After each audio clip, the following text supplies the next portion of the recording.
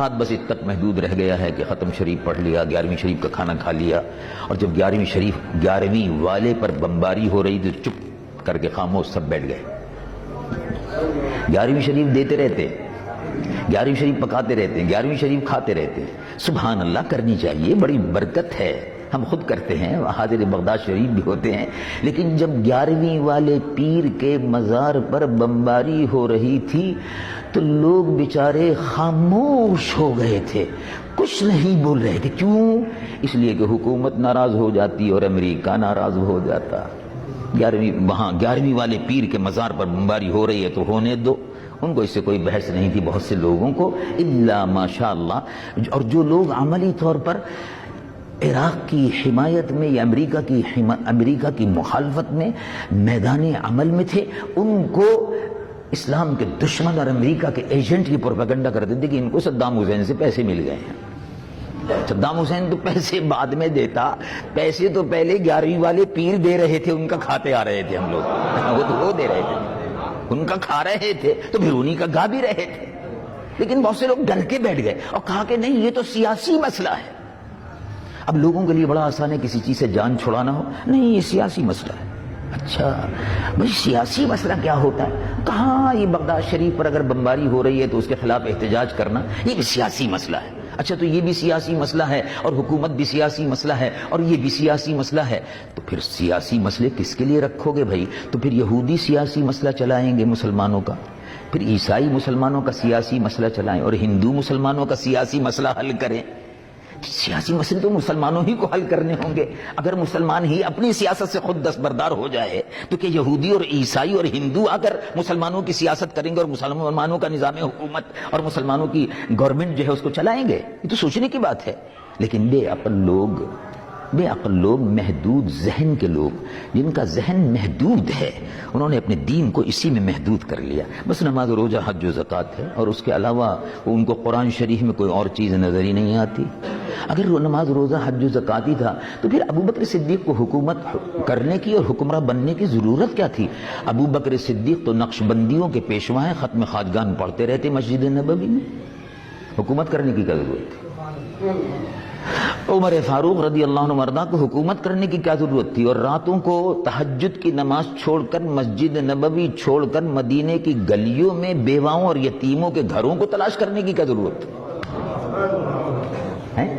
کبھی سوچا؟ عثمان غنی، علی مرتضیٰ، یہ خلفائے راشدین تھے، یہ مصلی پر کھڑے ہو کر نماز بھی پڑھاتے تھے، اور جیسے رسول اللہ صلی اللہ علیہ وسلم رات کو تہجد پڑھتے تھے، صحابہ تہجد پڑھتے تھے، اور دن میں جب عمل کا وقت ہوتا تھا تو میدان بدر میں جہاد کے لیے کود پڑتے تھے۔ یہ بھی سنت ہے، فقط وہی سنت نہیں ہے، نماز بھی فرض ہے، روزہ بھی فرض ہے، زکوٰۃ بھی فرض ہے، حج بھی فرض ہے، اور یہ تمام فرائض ہے، لیکن اسی کے ساتھ ساتھ جہاد بھی اس میں شامل ہے، اگرچہ فرض وہ نہیں ہے لیکن فرض کفایہ بہرحال اپنی جگہ پر موجود ہے۔ اچھا، بہرحال بات یہاں سے چلی تھی کہ ایران فتح ہوا۔ اب دیکھو، اگر کوئی آدمی ممبر پر بیٹھ کر کوئی آج کل کے زمانے میں سیاسی گفتگو کرنے لگے کہ فلاں جگہ مسلمانوں پر مظالم ہو رہے ہیں، فلاں جگہ مسلمانوں کے ساتھ یہ زیادتی ہو رہی ہے، تو بعد میں مقتدی اور مسلی میں اپنی متشرع حیثیت کے حاضر ہوتے ہیں، امام صاحب آپ نے بڑی سیاسی تقریر کر دی، کیا ضرورت تھی ذکر کرنے کی؟ چیچنیا، پتہ نہیں چیچنیا کہاں ہے، اخبار ہی نہیں پڑھتے، بے وقوف جاہل، اخبار نہیں پڑھتا، اس کو جغرافیے کا پتہ نہیں کہ چیچنیا کہاں ہے، مسلمانوں کے حال سے بے خبر ہے۔ رسول اللہ صلی اللہ علیہ وسلم نے ارشاد فرمایا، المؤمن للمؤمن کالبنیان یشد بعضہ بعضا، او کما قال صلی اللہ علیہ وسلم۔ مومن ایمان والے ایک دوسرے کے لیے ایسے ہیں جیسے عمارت کی اینٹیں، اور یہ بنیاد جو اٹھائی گئی ہے، کالبنیان یشد بعضہ بعضا، جیسے بنیان، یہ اینٹیں، یہ برکس، یہ اینٹیں ایک دوسرے سے ملی ہوئی اور جڑی ہوئی ہیں، جڑ سے نیچے سے اوپر تک، اسی طرح سے مسلمان روح زمین کا ایک دوسرے سے جڑا ہوا ہے۔ اور اسی کی بنیاد پر ارشاد فرمایا انما المؤمنون اخوہ، قرآن مجید فرقان حمید میں فرمایا ایمان والے ایک دوسرے کے بھائی ہیں۔ اب تم اپنے بھائی کے حال سے بے خبر ہو۔ ہم نے دیکھا کسی شخص نے کہا کہ بہت بڑا اجتماع ہوتا ہے لاہور کے قریب، کچھ لوگ بستر لے کے جاتے ہیں، اجتماع کرتے ہیں، کہ وہاں کوئی دعا وغیرہ ہوئی تھی؟ نہیں۔ ہاں دعا ہوئی تھی۔ کیا دعا ہوئی تھی؟ بس یہ اللہ گناہوں کو معاف فرما، اللہ روزی میں برکت عطا فرما، بالکل ٹھیک ہے۔ اللہ بیماروں کو شفا عطا فرما، بالکل ٹھیک ہے۔ مسلمانوں کے لیے بھی دعا ہوئی تھی، اللہ مسلمانوں کو نیک بنا، سبحان اللہ، بڑی خوشی کی بات ہے۔ نیک بنا، ایک بنا، بالکل خوشی کی بات ہے۔ اور بھی کوئی دعا ہوئی تھی؟ نہیں، اور تو کچھ نہیں ہوئی تھی۔ ارے بھائی مسلمان مر رہے ہیں، ان کے لیے دعا ہوئی تھی؟ نہیں ہوئی تھی۔ کشمیر میں مسلمانوں کا قتل عام ہو رہا ہے، دعا ہوئی تھی؟ نہیں ہوئی تھی۔ ذرا غور فرمائیے، 10,000 مسلمان عورتوں کی عصمت ہندو لوٹ چکا ہے اور مسلسل کشمیر میں لوٹ رہا ہے جی، اور مولوی صاحب دعا نہیں کرتے کیونکہ سیاسی مسئلہ ہے۔ اللہ اکبر، مسلمانوں کا قتل عام ہو رہا ہے، یہ سیاسی مسئلہ ہے۔ 40,000 مسلمان، یہ ایمنسٹی انٹرنیشنل کی رپورٹ ہے کہ 40,000 آدمی مسلمان کشمیر میں اب تک شہید ہو چکا ہے۔ 40,000 اور 1 لاکھ کے قریب مسلمان معذور ہو کر مظفر آباد اور اس کے اردلواح میں کیمپوں میں پڑا ہوا ہے۔ کسی کا ہاتھ کٹا ہوا ہے، کسی کی آنکھ نکلی ہوئی ہے اور کسی کی ناک کٹی ہوئی ہے، عورتوں کی چھاتیاں کٹی ہوئی ہے، اور دعا نہیں ہو رہی۔ کیوں بھائی، کیا بات ہے؟ سیاسی بات۔ اچھا، یعنی کشمیر کے مظلوم مسلمانوں کے لیے دعا کرنا سیاسی بات ہے۔ چیچنیا میں قتل عام ہو رہا، چیچنیا کہاں ہوتا ہے؟ تو اخبار تو پڑھتے نہیں ہیں۔ اخبار اس لیے نہیں پڑھتے کہ فوٹو ہوتا ہے۔ ارے بھائی فوٹو مت دیکھو، کم از کم خبر تو پڑھ لو اپنے مسلمان بھائی کی۔ تو فوٹو تو لفافے بھی ہوتا ہے، فوٹو تو نوٹ میں بھی ہوتا ہے، تو جیب میں کیوں رکھتے ہو؟ پھر مسجد میں کیوں جاتے ہو؟ سارے نوٹ جو ہیں جیب سے باہر نکال کے مسجد کے باہر رکھ کر چلے جایا کرو، پھر ماشاءاللہ پتہ چلے گا نماز کیسے ہوتی ہے۔ اگرچہ مجھے معلوم ہے یہ مسئلہ، امام اہل سنت اعلیٰ حضرت فاضل بریلوی نور اللہ مرقدہ نے کفل الفقیہ الفاہم میں ارشاد فرمایا ہے، اور تمام علماء اور محدثین نے اس پر اتفاق کیا ہے کہ بھئی نوٹ لے کر مسجد میں جا سکتے ہیں، اگرچہ اس میں تصویر ہے، مجھے معلوم ہے یہ مسئلہ، لیکن میں کہہ رہا ہوں آپ سے کہ جب یہی بات ہے تو پھر وہ جیب میں کیوں رکھا ہوا؟ جیب شریف میں تصویر بھی رکھی ہوئی، نوٹ بھی رکھا ہوا ہے، اور عمرہ کرنے کے لیے کیوں بار بار جاتے ہیں تصویریں کھچوا کر، اور سعودی عرب کے سفارت خانے میں دے کر، اور حج کے لیے کیوں جاتے ہیں بار بار؟ حج تو ایک دفعہ فرض ہے اور عمرہ تو فرض نہیں ہے۔ کس نے کہا عمرہ فرض ہے؟ صرف حج ایک مرتبہ عمر میں فرض ہے۔ اور ویڈیو پر اور ٹی وی پر تقریریں بھی ہوتی ہیں، اور بعد میں کہتے ہیں کہ ٹی وی اور ریڈیو ٹھیک ہے، ویڈیو بھی ٹھیک ہے، یہ بھی ٹھیک ہے، لیکن مسجد میں نہیں آنا چاہیے۔ اچھا، اگر مسجد میں نہیں آنا چاہیے تو پھر اور جگہ بھی نہیں آنا چاہیے؟ جو چیز یعنی مسجد میں ناجائز ہے اور گھر میں جائز ہے، مسجد میں ناجائز ہے اور سڑک پہ ناجائز ہے، تو اس قسم کے مسائل میں لوگوں کو، چھوٹے چھوٹے مسائل میں مسلمانوں کو لوگ الجھا کر دین سے نفرت نوجوانوں میں پیدا کر رہے ہیں۔ اب آپ دیکھ لیجئے، ایک زمانے میں اختلاف شروع ہوا ایک مسجد میں جہاں میں خود بھی رہتا ہوں، ایک زمانے میں اختلاف ہوا اور 1 سال تک یہ اختلاف چلتا رہا، لاؤڈ اسپیکر پر نماز ہوگی یا نہیں ہوگی، ہوگی کہ نہیں ہوگی، ہوگی کہ نہیں ہوگی۔ مسلمان اسی میں لگے رہے اور اس میں بہت سی مسجدیں جو تھی وہ نکل کر بدعقیدہ لوگوں کے ہاتھوں میں مسجدیں چلی گئیں، اس لیے کہ ہم لوگ نماز نہیں پڑھتے تھے لاؤڈ اسپیکر پر، چلی گئی۔ کتنا بڑا نقصان دین کا ہوا۔ ہندوستان میں بھی یہی ہوا۔ اب 50 برس بعد، 25 برس بعد سنیوں کو عقل آتی ہے، 25 برس بعد عقل آئی کہ نہیں تو بڑا نقصان ہوا، مسجدیں نکلنی شروع ہو گئیں، لاؤڈ اسپیکر پر نماز نہیں ہو رہی تو مسجد چلی گئی اور وہ شور مچنے لگا اور نماز میں دل جمعی نہیں ہوتی اور یہ نہیں ہوتا، اور مختلف چھوٹے چھوٹے مسائل ہیں، علماء کے مسائل ہیں، یہ علماء کے درمیان میں طے کرنے کے ہیں۔ جاہلوں کو ان مسائل کے درمیان میں بیچ میں آ کر اہل سنت میں تفرقہ نہیں پیدا کرنا چاہیے۔ یہ تو علماء کے مسائل ہیں، علماء بیٹھ کر طے کریں گے، ٹھیک ہے، عالموں نے طے کیا کہ کیا کیا کیا نہیں کیا وہ جانے۔ اب جو سنی عالم جو کر رہا ہے بس ٹھیک ہے، وہ جانے، اس کا کام جانے، وہ ذمہ دار ہے، اس کی ذمہ داری ہے۔ تو میں عرض کر رہا تھا کہ وہ مال غنیمت وہ سیاسی گفتگو ہو گئی درمیان میں. مال غنیمت لے کر قافلہ پہنچا. قافلہ پہنچ گیا اور قافلہ جب پہنچا مدینہ منورہ تو سبحان اللہ غنیمت کا مال جب آیا تو مسجد نبوی میں رونق لگ گئی. تمام جتنی بھی شمعدان اور روشن دان اور بتیاں اور موم بتیاں یہ سب اعلیٰ قسم کی چیزیں سب وہاں سے آئی تھیں. وہ سب سیدنا فاروق اعظم نے فرمایا سبحان اللہ دیکھو کیسے اچھے موقع پر یہ آیا. اب رمضان شروع ہو رہا ہے, جلدی سے مسجد کو سجا دو, روشن کر دو. مسجد روشن کر دی حضرت عمر نے. سبحان اللہ, مسجد روشن ہوتی ہے. مسجد نبوی تو ویسے ہی روشن ہے. مسجد نبوی تو ویسی ہی روشن ہے. اس کی سب سے بڑی مسجد نبوی کی فضیلت یہ ہے کہ اس مسجد میں جنت ہے جو کہیں نہیں ہے. سب سے بڑی فضیلت یہ ہے. ما بین بیتی, حضور پر نور صلی اللہ علیہ وسلم کا ارشاد مبارک حدیث بخاری شریف, ما بین بیتی, دیکھو یہ میرا گھر ہے.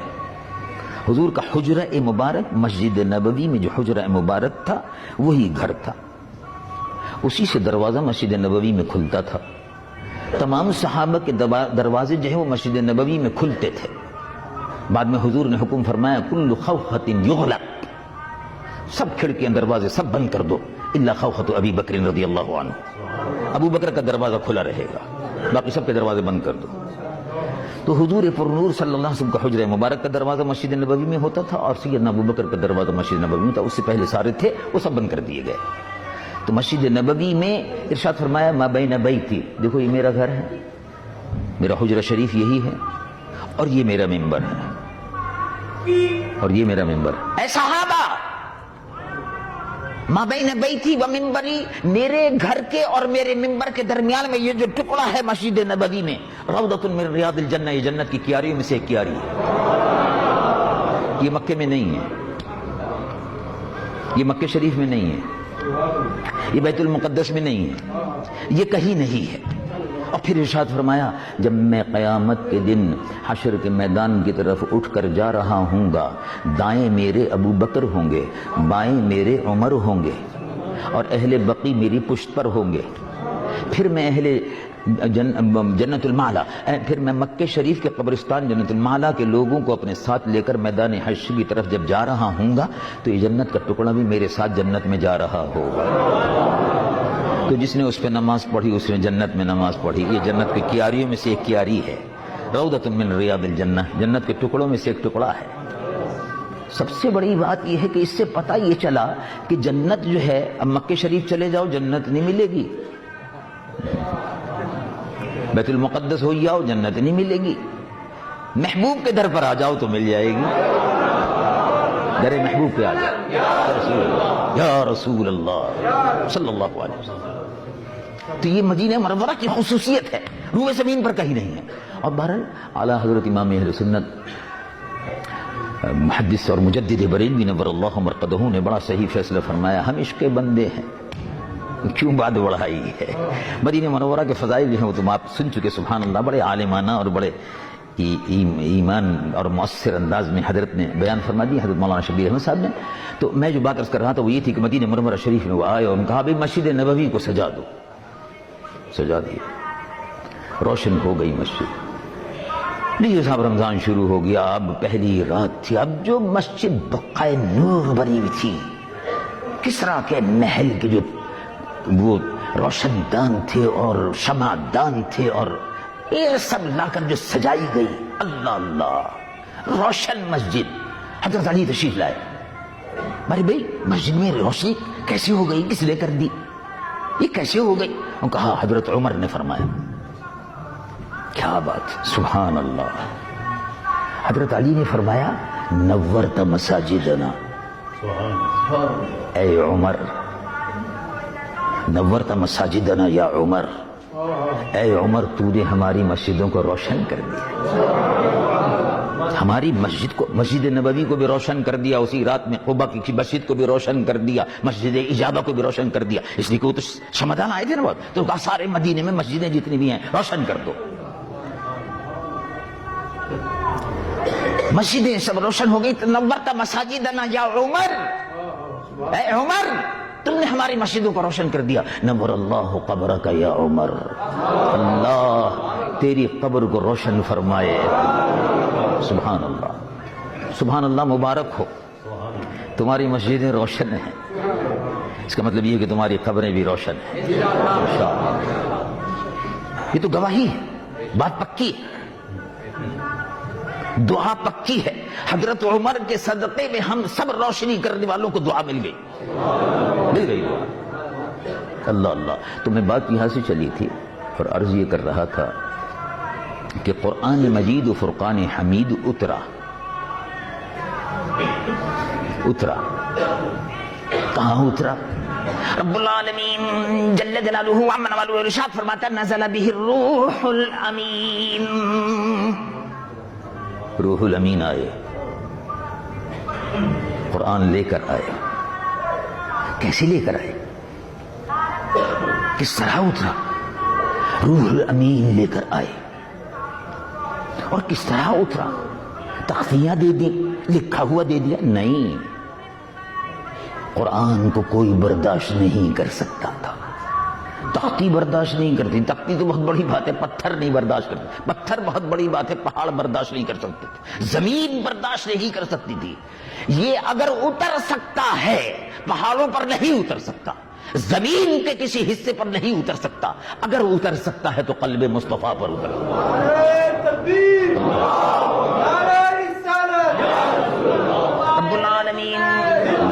رب العالمین جل جلالہ عم نوالہ ارشاد فرماتا نزل بہ الروح الامین علی قلبک لتکون من المنذرین. قلب مصطفیٰ صلی اللہ علیہ وسلم پر یہ اترا, اور سبحان اللہ قلب مصطفیٰ سے قلب صحابہ پر منتقل ہوا. ہم اہل سنت کا قرآن جو ہے وہ چھپا ہوا نہیں ہے, چھپا ہوا نہیں ہے, چھپا ہوا ہے, چھپا ہوا موجود ہے. کاغذوں پہ بھی چھپا ہوا ہے اور دل پہ بھی چھپا ہوا ہے, دل پہ بھی چھپا ہوا ہے. معلوم وجہ سے فیکس ہو گیا. قرآن مجید و فرقان حمید کا حافظ جب پڑھتا ہے روئے زمین پر وہی قرآن پڑھا جا رہا ہے جو 1450 سال پہلے قلب مصطفیٰ پر اترا اور زبان مصطفیٰ پہ جاری ہوا صلی اللہ علیہ وسلم. اللہ تبارک و تعالی جل جلالہ عم نوالہ اس قرآن مجید و فرقان و حمید کو سننے کی اور اس پر عمل کی مجھ گناہگار و سیاہکار کو بھی توفیق عطا فرمائے. میں بھی بہت گناہگار و سیاہکار ہوں, میرے لیے بھی دعا کیجیے. اللہ تبارک و تعالی میری بھی مغفرت فرمائے, اس کی تلاوت کی برکت سے مغفرت فرمائے. عبداللہ ابن مسعود رضی اللہ عنہ وارضاہ, ہم حنفیوں کو فقہائے مدینہ میں شمار کرتے ہیں. سید الائمت سراج الامہ سیدی امام اعظم ابو حنیفہ نعمان بن ثابت رضی اللہ عنہ وارضاہ, ہم حنفیوں کے مقتدا و پیشوا رمضان المبارک کی تراویح میں ایک سپارہ سوا سپارہ پڑھتے تھے. ایک قرآن تراویح میں ختم فرماتے تھے. حضرت امام اعظم ابو حنیفہ تراویح کا ختم قرآن کرنے کے بعد, تراویح میں 20 رکعت میں پڑھنے کے بعد, اب اس کے بعد 20 رکعتیں روئے زمین پر, حضرت عمر کے وقت سے 20 رکعتیں جماعت کے ساتھ روئے زمین پر پڑھی جا رہی ہے, روئے زمین پر پڑھی جا رہی ہے, ہر جگہ پڑھی جا رہی ہے. جن کو نہ پڑھنی چاہیے تھی وہ بھی مکہ شریف میں پڑھنے پر مجبور ہیں, پڑھ لیں. مدینہ شریف میں بھی پڑھنے پر مجبور ہیں, پڑھ لیں, پڑھی جا رہی ہے. اور جو نہیں پڑھنا چاہتے بہرحال ظاہر ہے ان کو حساب تو دینا ہوگا, 20 کا حساب دینا ہوگا.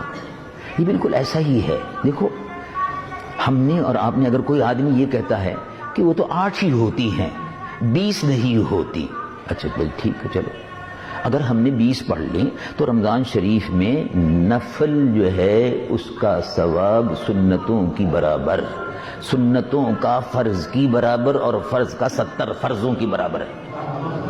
تو چلو اچھا ٹھیک ہے، تراوی 20 رکعت نہیں ہے، اچھا ٹھیک ہے، چلو 8 ہی ہیں، تو ہم نے 12 زیادہ پڑھ لی نا، تو قیامت کے دن ثواب تو ملے گا نا، اس سے تو محروم نہیں رہے۔ اور جس نے 8 پڑھی ہیں اس سے کہا جائے گا 12 اور پوری کرو، وہ اپنا جواب خود سوچ لے۔ ہمیں سنیوں کو کوئی فکر نہیں ہونی چاہیے، ہمارا حساب کتاب تیار ہے۔ انہوں نے کہا جی تم نے 12 زیادہ پڑھ لی، انہوں نے کہا ٹھیک ہے تو زیادہ ثواب دے دیجئے، آپ ہی کے لیے تو پڑھی ہیں، رمضان میں ہی پڑھی ہیں، نفل شمار کر لیجئے، ثواب دے دیجئے۔ تو گھاٹے میں تو نہیں رہے، 20 والے گھاٹے میں نہیں رہے، 8 والے ٹوٹے میں رہے، ان کا سودا گھاٹے کا۔ وہاں قیامت کے دن کہاں سے لائیں گے 12؟